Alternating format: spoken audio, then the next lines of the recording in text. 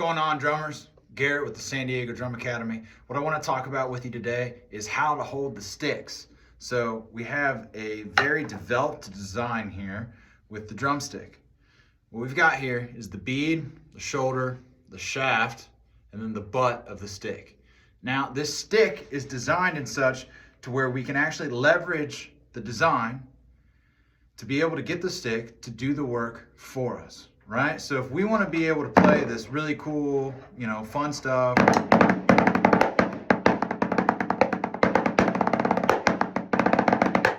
got to be able to leverage this stick and get it to do the work for us. Now, how we do that is by understanding the physics of it, okay? So we've got to be able to find what's called the fulcrum, or the balancing point, right? So first thing, we're going to hold this stick and we're going to see where this balancing point is, right? So if we hold it at the butt of the stick and we just let the stick fall on our drum pad, we're not going to get many bounces out of the stick, right? The whole goal is to get as many bounces out of the stick as possible. So if we hold it towards the front, not that many. But if we find the fulcrum, we should be able to get quite a few bounces out of the stick. A little trick for these Vic First sticks, it's usually always right there on the flag, okay? So we want to be able to find that fulcrum. When we're holding the stick, we have different types of positions, or grips, if you will. So we have the French grip, we have the American grip, and we have the German grip, okay? And whenever we're holding these sticks, we want them to be down to our side, and when we come up to our snare drum, or drum pad, or whatever we're working with, we want to make a capital A, right? So a nice capital A there. We always want the beads of the stick to be right in the center of whatever drum we're playing, okay? So we'll have our sticks to our side, we'll come up, we'll make that capital A. Okay, now this is called American grip. So we don't want to do French grip, we don't want to do German grip, we want to do American. Not because we're American or anything like that, but because this is the most modern type of technique. We want to be able to have the stick move freely in our hands, okay? So with French, it's a little hard to do that because our thumb is in the way. You'll hear me talk often about getting out of the way of the stick, right? We don't want our thumb to be in the way of the natural motion of the stick, and we don't want the back of our hand to be in the way of the natural motion of the stick, right? So we don't want the butt of the stick here to be hitting the back of our hand as we're playing. We want to be able to have it flow freely, okay? We want our hands to be in such a way to where we have this stick on the first digit of our fingers here, okay? So we don't want to be white knuckling the stick like this, gripping too hard. We want to be able to have a nice gap in the hand, just like this, nice and open, okay? And then we want the stick to be resting on these first digits. So not way up here, not in the middle, but down here, okay? Now an easy way to think about this is to have our thumb right on the flag, okay? And that's where the fulcrum is. We don't want to be squeezing the stick with just our index finger and our thumb. We want to have the rule of thirds, right? We want to have a triangle, the strongest shape. We want to have these two fingers, the index and the middle finger, straddling that American flag with our thumb right on it. These three fingers will do the majority of the work.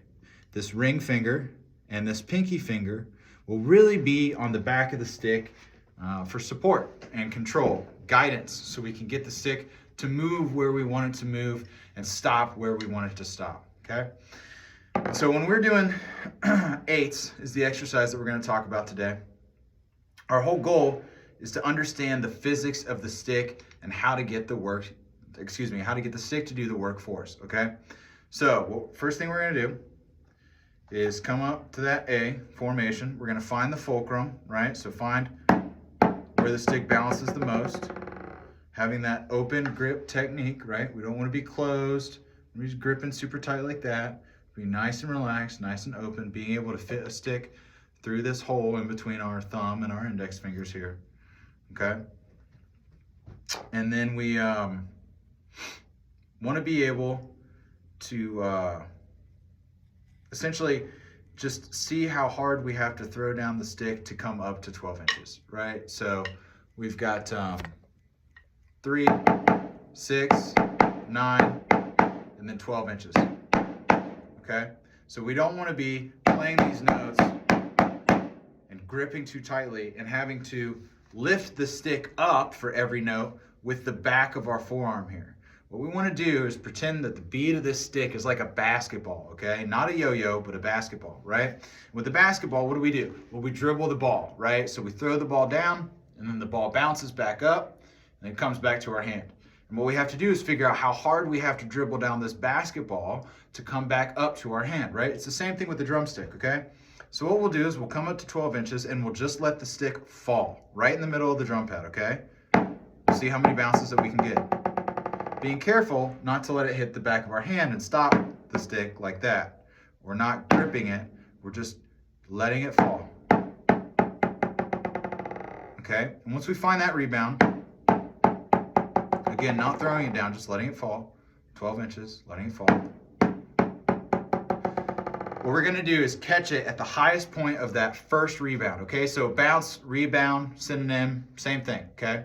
So we're just gonna catch it at the highest point of the first rebound, okay? So 12 inches, let it rebound and then catch it. Okay, one more time, 12 inches, let it rebound and then catch it. All right, now that's like pretty much 45 degrees, right? So if we're just having the stick vertical, 12 inches, right? And the weight of the stick itself will cause the stick to rebound halfway up to 12 inches, then we've got to ask ourselves, how hard do I need to be throwing down this basketball, the bead of the stick, to get it up to 12 inches?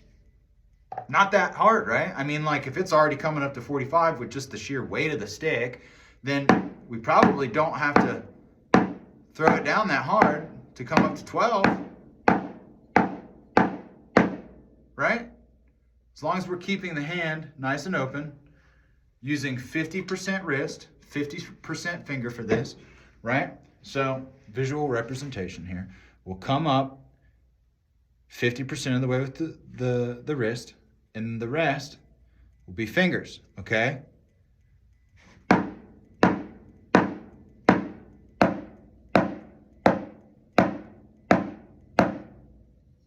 Okay, so when we're doing this, we want to remain nice and relaxed, and we want to avoid squeezing and stopping the rebound and then pulling the stick up the rest of the way, okay? And so the goal here is to be able to go through what we call 8's, okay? So we'll have our metronome on, and we'll turn it up to something nice and relaxed, like 80 beats per minute. We'll add 8th notes. So right there is our 80 BPM on the quarter notes. We'll add some 8th notes just to keep things nice and clean. And then we'll just play along to it. 1, 2, 3, 4. 1 and 2 and 3 and 4 and 5 and 6 and 7 and left hand. And 2 and 3 and 4, 5 and 6 and 7 and right hand. 1, 2, 3, 4, 5, 6, 7, 8. 1, 2, 3, 4, 5, 6, 7, 8, 7. Okay? So that's the 8's exercise. All right? So we want to understand the different parts of the stick, the bead, the shoulder, shaft, the butt. We want to understand where the fulcrum is on these Vic First sticks. It's usually always right on the flag. Okay? Letting it bounce, finding where we can find the most bounces, coming up to 12 inches, catching it at the highest point of that first rebound, understanding how hard we have to throw the stick down so it can come back up to 12 inches. What's really important with this is getting out of the way of the stick. So I'm moving my wrist back and forth every time, and I'm opening up my fingers every time, but I'm not lifting the stick. I'm just merely getting out of the way. I'm just throwing it down, and instead of the stick just falling like that, my fingers are simply guiding the stick, okay? This is really important to where I'm not lifting up the stick every time in this like rigid motion. Okay, I'm letting the stick flow. I'm just throwing down the stick and then getting my wrist out of the way and opening up my fingers to where the stick can come up to 12 inches. That's all I'm doing here. not lifting the stick. I'm just throwing it down and guiding the stick so it doesn't fall on the ground like the other stick. I'm just keeping those fingers where they need to be to support the stick and guide it in its natural motion. Right? So what I want you guys to do is practice 80 beats per minute, slow it down if you need to, 60, 70, whatever. Throw some eighth notes on so you can get nice and consistent, even subdivisions, eighth note subdivisions, and just play along to that, right? So we'll be in match grip. 1 and 2 and 3 and 4 and 5 and 6 and 7 and 8 and 1 and 2 and 3 and 4 and 5 and 6 and 7 and 8 and stop. Up. 8's. How to get the stick to do the work for us, understanding the anatomy and physics of this stick, so we can then learn to gracefully let the stick do what it's designed to do. So when we want to play that really fast, super cool, technical stuff on the drum kit, we have the capability to do that. Thanks, guys. San Diego Drum Academy. Check us out. Peace.